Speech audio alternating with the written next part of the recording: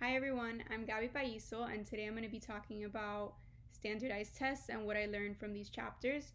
So, the three types that I learned about are aptitude, achievement, and intelligence. So, the first one, aptitude, is to measure the potential to learn or develop a proficiency in a specific area.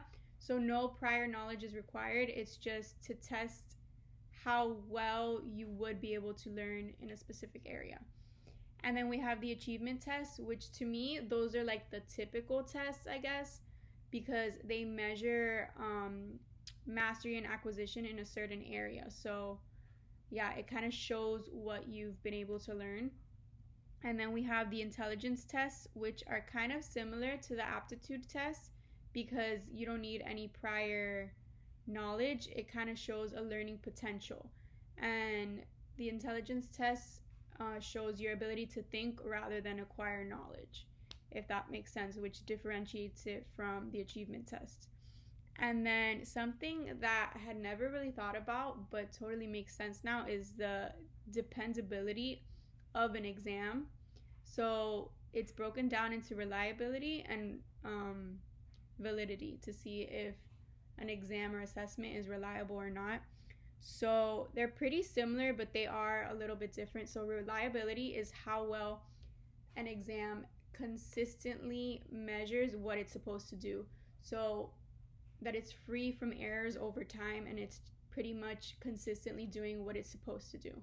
And then validity is that the assessment is testing what it's supposed to test. So the way I look at it is that reliability is that the test is working, and then validity is that the test is testing what it's supposed to be testing. And so validity is broken up into two, content validity and criterion related validity. And from my understanding, the content validity is more for the achievement test where you have content that needs to be mastered. And then the criterion related validity is more for the aptitude tests. So the test that I believe is most developmentally appropriate for early childhood is the intelligence test, because I feel like at a young age it's more accurate, I guess, like, or maybe just more natural because it gives you a good idea for the future, and it's doesn't require prior knowledge. I think that's why I think it's the most appropriate, because it doesn't require any prior knowledge.